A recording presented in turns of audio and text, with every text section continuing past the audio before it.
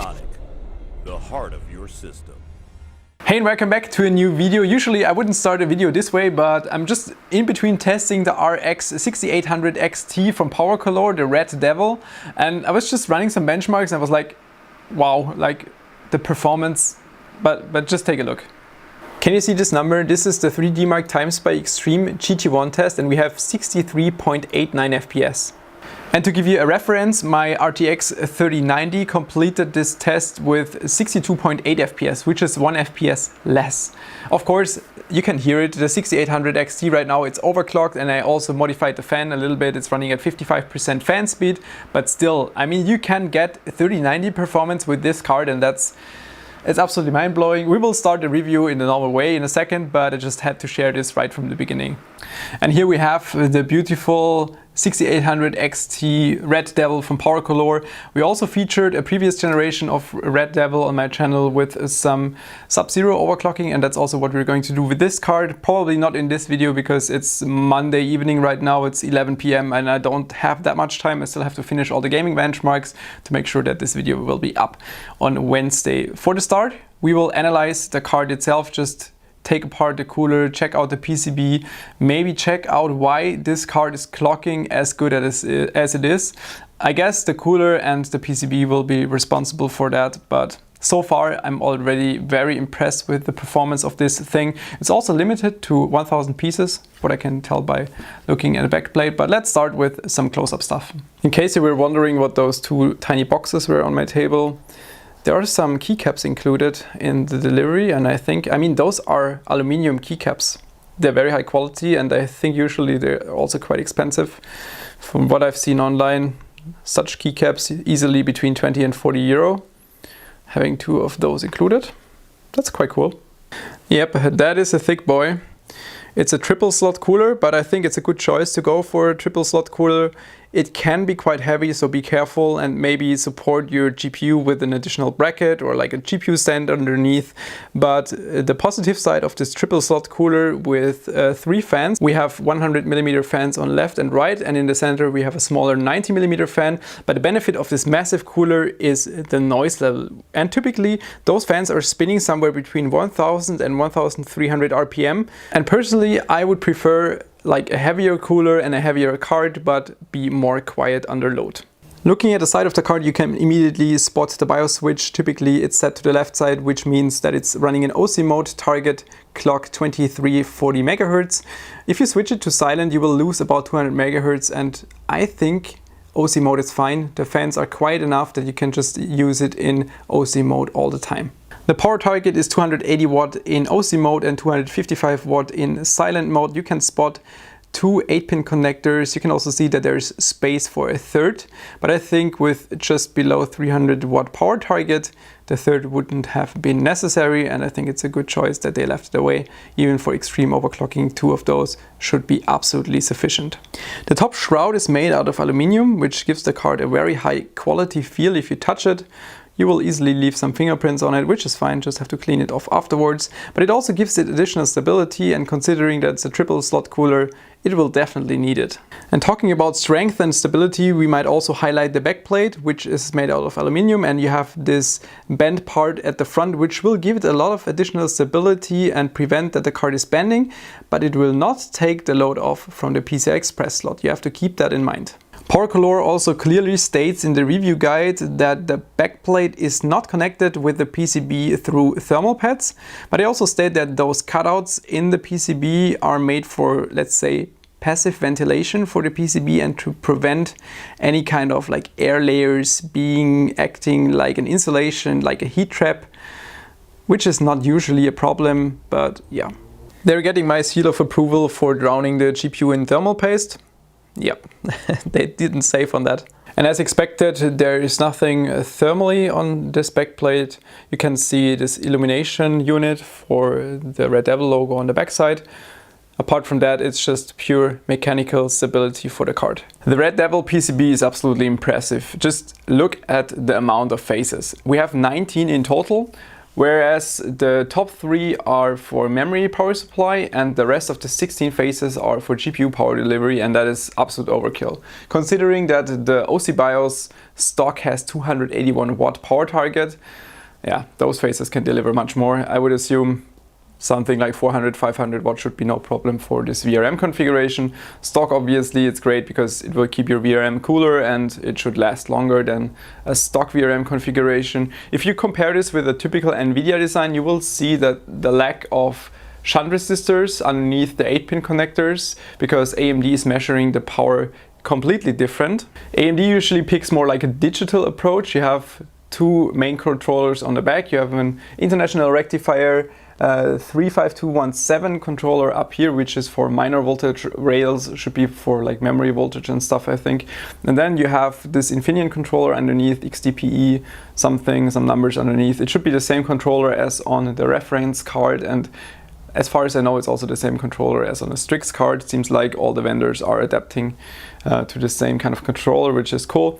Already contacted Elmore regarding EVC usage, and he said that it's no issue whatsoever. He sent a firmware over already, and we can hook up the EVC to those 2 points, SDA and SDL of the Infineon controller. Could also hook it up to the IR controller, and then should be able to fool the power measurement and also change some voltages. Look at this thick beast of a cooler.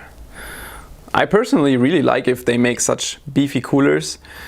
Considering that I only have to run 50% fan speed to achieve 2700 MHz, it shows that this has some serious cooling capability. We have 7 heat pipes in total, 3 thick ones with 8mm and 4 smaller ones with 6mm. And yeah, as I said before, 50% fan speed for 2700 MHz. It just shows how much surface area this cooler has and how much potential. Very similar to, let's say, RX 480, RX 580. The RX 6800 XT is also measuring the power consumption directly over the PWM controller, and we can hook up an Elmore EVC, and I don't want to say like reconfigure, but we can influence the way the PWM controller is measuring the power consumption. We did that many times before, also with, I think, the Epic server overclocking. You can check multiple videos back when we did that in the past. That's also the approach for the 6800 XT. I also have an upgraded BIOS which PowerColor provided to me, so it would be an easy way to just, for me, flash the BIOS and have a higher power target. But I want to do something you can also reproduce at home, because I was told that I cannot leak the BIOS, and in this regard, yeah, probably not going to use this BIOS and rather going with the Elmore EVC, but that will probably be for the next video.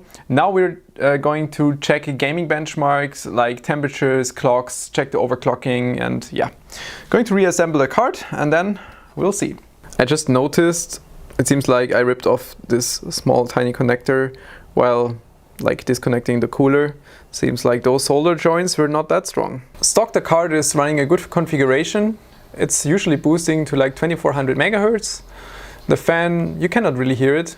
It's at 1300 RPM, which I think is perfectly fine. You can also see the GPU temperature just above 60 degrees Celsius, also perfectly in line, but this card has some serious headroom for OC. And that's the overclocked setting in 4K remnant from the ashes. It's basically all the time over 2700 MHz. Personally, I think that's absolutely impressive. And we're running, obviously, you can hear it, we're running 55% fan speed, which is something you usually wouldn't want in your PC because it's a little bit loud. But now imagine you would have a water cooler on this card. Or, I mean, if you don't mind the noise, then you could even ramp up to like 100% fan speed and push it to like 3000 RPM and maybe get even 50 MHz more out of this. Insane, absolutely insane. And just to show my overclock setting, the GPU clock is fixed to plus 325 MHz in Asus GPU tweak. GPU voltage is always at 1150 millivolts. I didn't really change this. Well, I tried to change it, but it seemed to not have any effect.